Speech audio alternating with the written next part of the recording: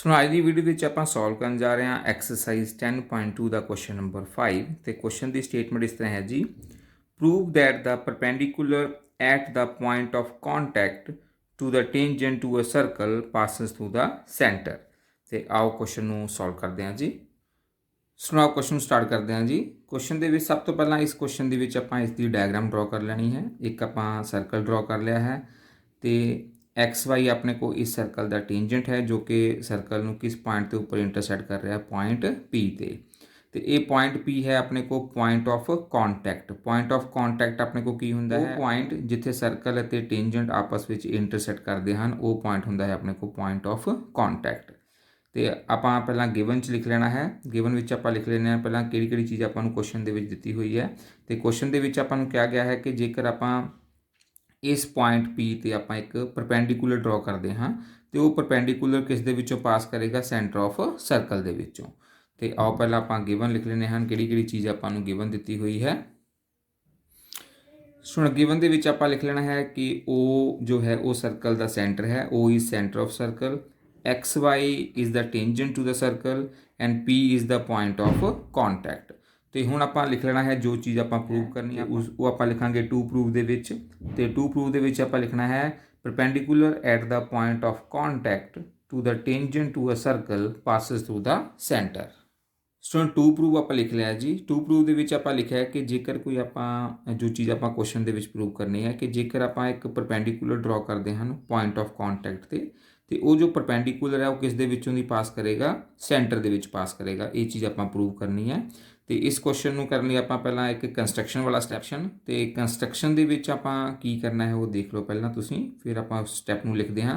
आपां सर्कल दे विच एक पॉइंट होर लेना है अदर दैन सेंटर, सेंटर तो इलावा एक पॉइंट आपां होर ले लेना है। इस दे विच आपां मान लेने हैं कि इस विच एक आपां पॉइंट ए ले लिया है तो उस तो बाद आपां ज्वाइन कर देना है ओ नूं पी दे नाल ते ए नूं पी दे नाल आपां ज्वाइन कर देना है। ये पॉइंट आपां कंस्ट्रक्शन दे विच लिखने हैं। सो कंस्ट्रक्शन विच आपां लिखना है कि take a point a inside circle other than O तो इलावा एक आपां होर पॉइंट ले लिया है इनसाइड सर्कल ते आपां ज्वाइन करदा है ओ नूं पी दे नाल ते ए नूं पी दे नाल। ते आपां इस नूं कंस्ट्रक्शन दे विच इस तरह कर लिया है। आपां अदर दैन ओ जो है एक पॉइंट ले लिया है ए ते ए नूं पी दे नाल ते ओ नूं पी दे नाल आपां ज्वाइन कर देना है। तो हुण आपां प्रूव करना है कि जेकर आपां इस जगह ते परपेंडिकुलर ड्रॉ किया है पी पॉइंट ते तो वो किस दे विचों पास करेगा, सेंटर दे विचों। तो इस क्वेश्चन को करने लिए आपां एक कंट्राडिक्शन मैथड लगाना है कि आपां पहला की मान के चलना है। आपां हुण प्रूफ दे विच सब तो पहले जी लाइन लिखनी वो किस तरह लिखनी है कि आपां मान लेना है कि जो आप परपेंडिकुलर ड्रॉ कर रहे हैं इस जगह ते पॉइंट पी ते जेकर मैं कोई परपेंडिकुलर ड्रॉ किया है तो वो परपेंडिकुलर किस दे विचों पास होएगा, पॉइंट ए दे विचों। तो जो ए है वो अपने को सेंटर नहीं है सर्कल का। तो हुण आपां जो proof they which first point आपां लैट करना है, आपां लैट कर लेना है कि जो जेकर मैं इस जगह ते एक परपेंडिकुलर ड्रॉ कर रहा हाँ पी पॉइंट ते तो वो परपेंडिकुलर किस दे विचों पास होएगा, पॉइंट ए विचों। And A is not the centre of circle. तो इस जगह पर आपां किहड़ा एंगल बना लेना है, इस जगह पर आपां मान लेना है कि ए परपेंडिकुलर है, जो ए पी है that is perpendicular to line X Y. तो जो 90 डिग्री एंगल बनेगा किस जगह पर बनेगा, पी एंगल से, पी पॉइंट से। तो आओ हम इसमें प्रूफ के पहला फर्स्ट लाइन लिख लें हाँ।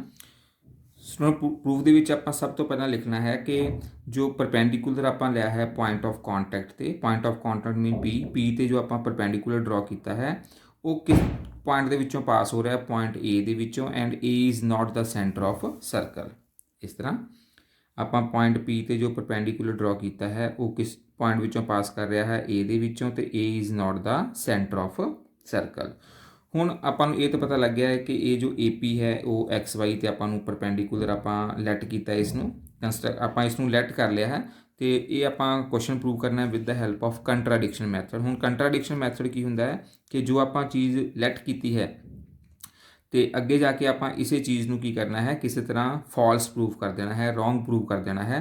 तो वो इस तरह के मैथड जो होंगे उसको कहते हैं मैथड ऑफ कंट्राडिक्शन।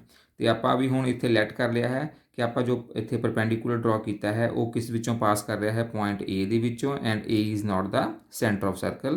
तो अगे जाके इसे चीज़ को आप कर देना है, फॉल्स प्रूव कर देना है।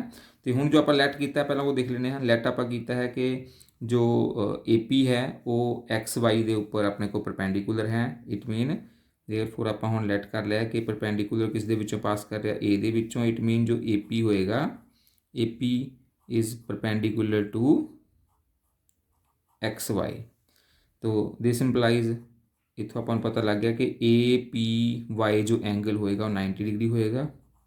APY जो एंगल है दैट इज़ 90। तो इसमें अपन नंबर 1 लिख लेना है।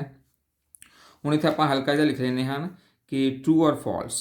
ये वैसे ये तुहानूं सिर्फ समझाउण लई लिख रहा, ट्रू और फॉल्स, कि ये हुण जो स्टेटमेंट है, ये जो एंगल अपने को आ गया है APY, आपां इसनूं लैट कीता है 90। तो अगे जाके आपां देखांगे कि ये जो एंगल APY है एक्चुअल विच 90 होएगा या नहीं होएगा। ये जो स्टेटमेंट है ये अपनी फॉल्स है या ट्रू है, ये आपां अगे जाके पता लगेगा।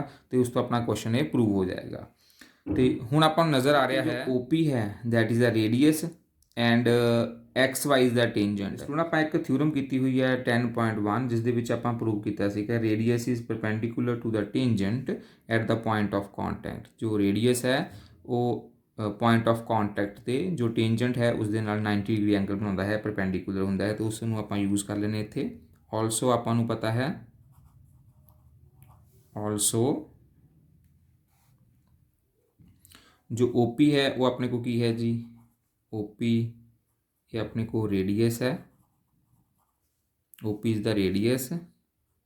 जो XY है वो अपने को की है जी टेंजेंट। तो आपां नूं पता है कि जो OP है वो किस दे परपेंडिकुलर होएगा, XY दे परपेंडिकुलर होएगा। तो इस द रीजन अपने को की है जी, इस द रीजन अपने को आएगा कि जो रेडियस होएगा, radius is perpendicular to the tangent at the point of contact. Point of contact ते जो रेडियस है वो टेंजेंट दे परपेंडिकुलर होएगा। इट मीन ये हुण जो एंगल है, इट मीन जेकर ये जो OP है वो XY दे परपेंडिकुलर है तो इट मीन ये जो ए एंगल होएगा ये भी एंगल कितना हो जाएगा अपने को 90 डिग्री। इट मीन जो एंगल OPY होएगा ये अपने को किस दे इक्वल टू आ जाएगा 90 दे इक्वल।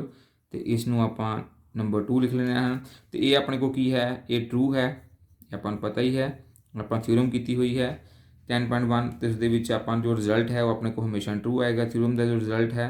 इट मीन ए वाली जो है स्टेटमेंट अपने को सही होएगी कि जो OPY एंगल है वो हमेशा 90 होएगा। तो हुण आपां नूं फिगर दे विचों की नज़र आ रहा है, ध्यान नाल देखो, from 1 and 2, from 1 and 2, from 1 and 2, 1 ਅਤੇ 2 तो आपां नूं की पता लग रहा, ध्यान नाल देखो, 1 ਅਤੇ 1 नंबर विच भी अपने को एंगल 90 है, 2 एंगल वाला नंबर भी अपने को की 90 है। इट मीन जो एंगल OPY है तो एंगल जो APY है ये दोनों ही आपस में की हो जाएंगे इक्वल हैं, 90 के इक्वल हैं। तो हुण आपां नूं डायग्राम दे विच ध्यान नाल देखो, डायग्राम दे विच आपां नूं देखो कि ये चीज़ अपने को ट्रू है या फॉल्स है। हुण तां ध्यान नाल देखो कि जो एंगल OPY है ये एक वड्डा एंगल है तो एंगल APY छोटा एंगल है। तो इट मीन ये दोनों एंगल आपस में इत्थे आपां लिखा है कि एंगल इक्वल हैं, पर आपां नूं नज़र आ रहा फ्रॉम फिगर, फिगर दे विच देखण तो नज़र आ रहा है कि ये जो दोनों एंगल्स हैं वो आपस में इक्वल नहीं, आपस में इक्वल नहीं हैं। हुण आपां नूं ये नज़र आ रहा फिगर दे विचों कि एंगल इक्वल नहीं हैं, विच इज़ नॉट पॉसीबल, कि ये दोनों एंगल आपस में इक्वल नहीं हो सकते क्योंकि जो APY है ये फिगर दे विच छोटा एंगल है तो OPY अपने को वड्डा एंगल है। बट जो OPY है वो आपां थ्योरम के अकॉर्डिंग आपां नूं पता है कि वो हमेशा 90 डिग्री होएगा। इट मीन जो APY है वो 90 डिग्री नहीं हो सकता, वो 90 तो छोटा होएगा, which is not possible, which is not possible. की पॉसीबल नहीं है अपने को कि ये दोनों 90 के इक्वल नहीं है। क्यों नहीं पॉसीबल?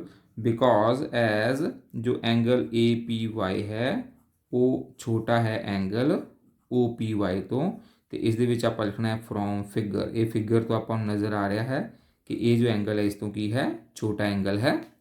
ਸੋ ਇਟ ਮੀਨ ਜੋ ਆਪਾਂ ਉੱਪਰ ਅਜ਼ਿਊਮ ਕੀਤਾ ਸੀਗਾ ਸਟੇਟਮੈਂਟ ਦੇ ਵਿੱਚ, ਉਹ ਆਪਣੇ ਕੋਲ ਜੋ ਲੈਟ ਕੀਤਾ ਸੀ ਪ੍ਰੂਫ ਦੇ ਵਿੱਚ, ਉਹ ਆਪਣੇ ਕੋਲ ਕੀ ਹੈ ਜੀ, ਰੋਂਗ ਹੈ। ਆਪਾਂ ਲੈਟ ਕੀਤਾ ਸੀ ਕਿ perpendicular at the point of contact to the tangent passes to the point A and A is not the centre of circle. ਇਹ ਆਪਣੇ ਕੋਲ ਸਟੇਟਮੈਂਟ ਆ ਗਈ ਹੈ ਫਾਲਸ। ਤੇ ਹੁਣ ਇਹ ਵਾਲੀ ਸਟੇਟਮੈਂਟ ਹੈ ਆਪਣੇ ਕੋਲ ਟਰੂ ਕਦੋਂ ਹੋ ਸਕਦੀ ਹੈ, ਜੇਕਰ ਆਪਣੇ ਕੋਲ ਜੋ ਪੁਆਇੰਟ ਏ ਹੈ ਇਹ ਵੀ ਆਪਣੇ को की हो जाए सेंटर ऑफ सर्कल के ऊपर ही आ जाए। इट मीन ए वाली जो कंडीशन है पॉसिबल उदों होएगी कि जो AP एंगल APY एंगल है वो 90 के इक्वल कदों होएगा। इट इज़ पॉसिबल वैन जो पॉइंट ए है it's also the centre of circle. तो इसमें आप लिख लेने हैं इट इज़ पॉसिबल पॉसिबल की आप करना है कि ये जो दोनों एंगल्स है कदों आपस में 90 डिग्री या दोनों एंगल कदों 90 डिग्री हो सकते हैं। ये उदों पॉसिबल होएगा when A is also center of circle। तो ਆਪਾਂ ਨੂੰ ਪਤਾ ਹੈ ਕਿ ਸਰਕਲ ਦੇ ਵਿੱਚ ਸਿਰਫ ਇੱਕ ਹੀ ਸੈਂਟਰ ਹੋ ਸਕਦਾ ਹੈ। ਇਟ ਮੀਨ ਆਪਾਂ ਲਿਖ ਲਿਆ ਕਿ ਜੋ O ਹੈ ਉਹ ਤਾਂ ਆਪਾਂ ਨੂੰ ਪਤਾ ਹੈ ਸੈਂਟਰ ਆਫ ਸਰਕਲ ਹੈ, ਤੇ ਇਹ ਐਂਗਲ 90 ਹੈ, ਤੇ APY ਜੋ ਐਂਗਲ ਹੈ ਇਹ ਵੀ 90 ਉਦੋਂ ਹੋਏਗਾ ਜਦੋਂ A ਕੀ ਹੋਏਗਾ centre of circle. It mean it's possible when A is also centre of circle.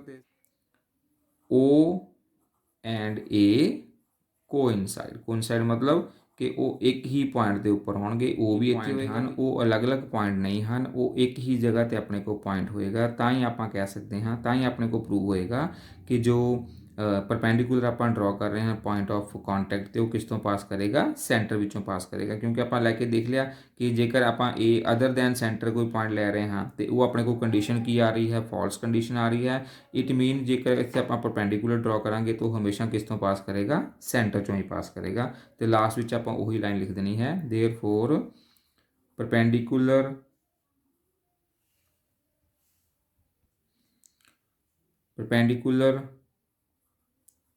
at the point of contact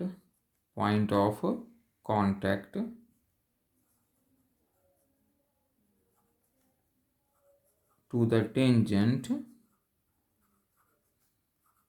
to a circle passes through the center, hence proved। ये अपने को प्रूव हो गया जी।